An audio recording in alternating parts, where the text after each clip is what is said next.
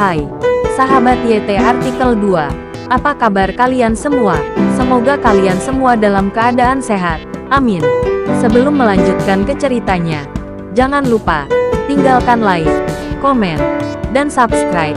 Karena dengan like dan komentar kalian, yang semakin membuat admin semangat mengupload lanjutan ceritanya.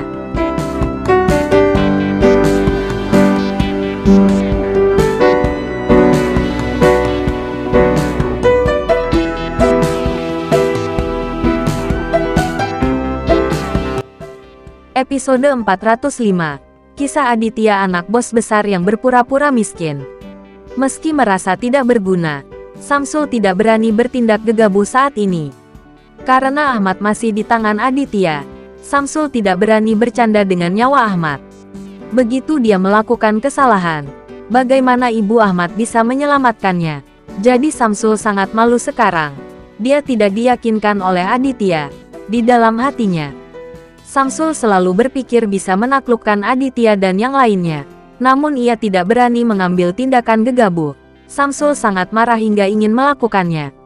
Melihat Aditya berurusan dengan Joni, Samsul tidak berani menghentikannya dan hanya bisa menonton dari samping. Tapi Samsul adalah tulang punggung Joni. Sekarang Samsul tidak lagi melindungi Joni. Joni sangat ketakutan hingga dia layu.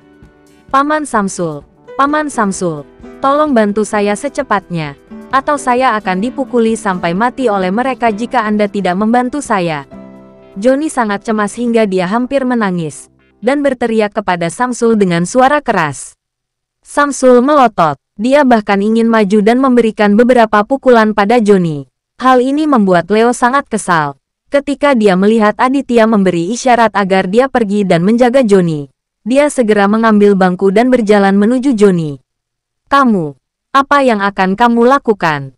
Jangan maju. Suara Joni bergetar, dan dia tidak peduli dengan citranya saat ini, karena anak ini sangat ketakutan. Kamu benar-benar sampah, dan kamu masih keluar untuk menjadi pembawa onar. Jika kamu berani menimbulkan masalah, jangan takut. Leo menegur Joni, mengayunkan bangku di tangannya, dan menghantamkannya ke kepala Joni. Ah, teriak Joni. Anak itu menghindar dengan cepat.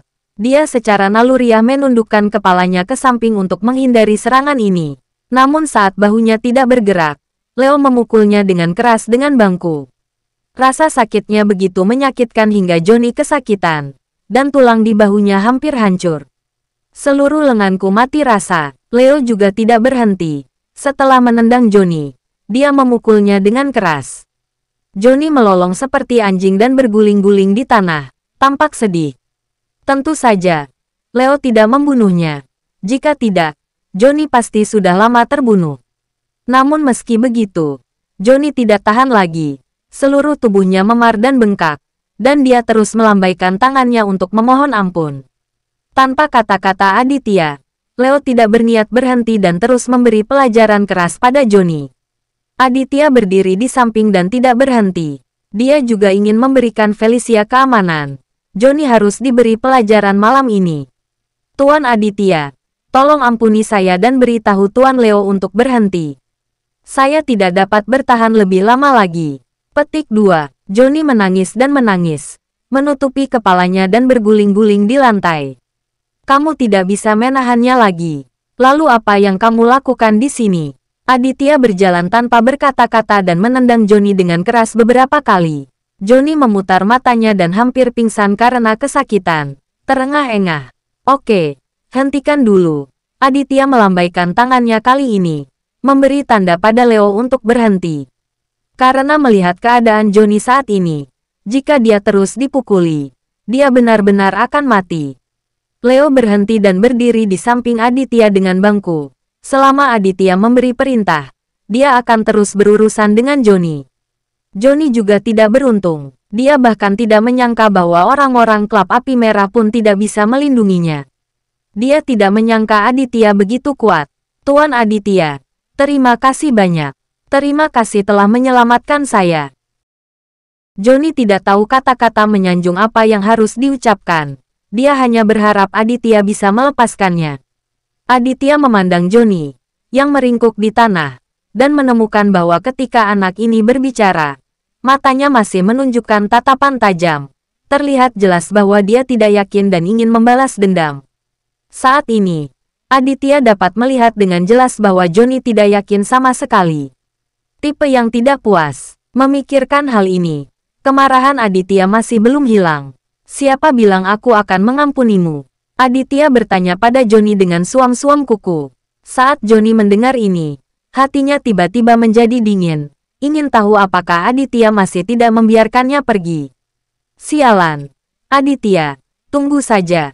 Aditya, apa maksudmu? Apakah kamu masih berani membunuhku? Johnny bertanya pada Aditya. Haha, kamu tidak percaya aku berani membunuhmu? Aditya mencibir. Johnny bertanya, tidak percaya. Bahkan jika kamu membunuhku, kamu tidak bisa lepas dari tanggung jawab. Johnny berhenti berpura-pura menjadi menyedihkan. Dia tahu bahwa berpura-pura menjadi menyedihkan tidak ada gunanya. Jadi dia hanya menunjukkan warna aslinya. Aditya tahu bahwa anak ini hanya berpura-pura. Dia tersenyum dingin dan berkata, "Oke, aku akan membiarkanmu mempercayainya sekarang." Setelah itu, Aditya menoleh ke Leo dan berkata, "Keluarkan anak ini dari sini. Buang keluar jendela." Ya, Leo tidak ragu sama sekali. Selama Aditya berkata, dia melakukannya dengan tepat. Johnny melihat Leo lewat bersama dua anak buahnya, mengangkat Johnny dari tanah, dan berjalan ke jendela.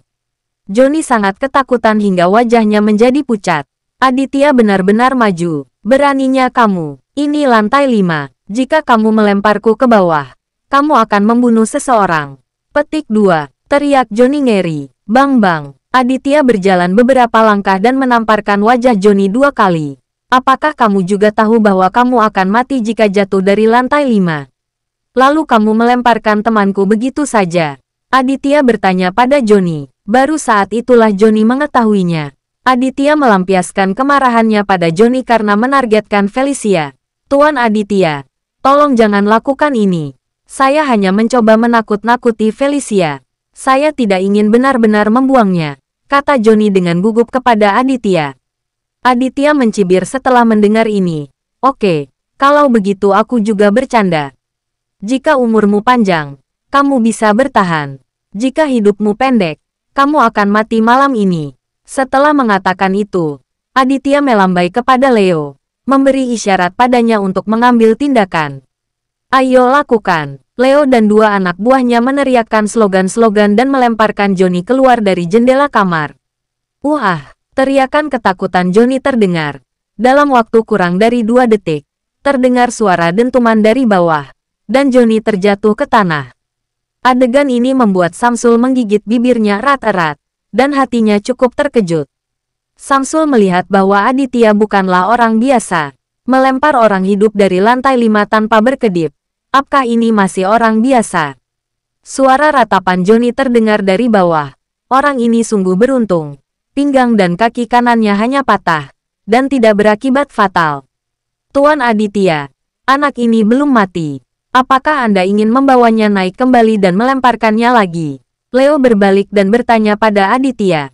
Aditya hampir geli. Leo memang di kota Manado. Dia cukup kejam. Lupakan saja. Samsul terlihat sangat buruk. Dia terus menatap Aditya dengan cermat, memikirkan apa yang harus dilakukan selanjutnya.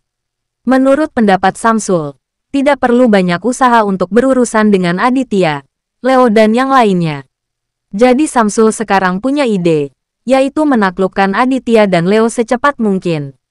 Aditya bahkan tidak memiliki kesempatan untuk memerintahkan anak buahnya untuk menangani Ahmad. Bersambung.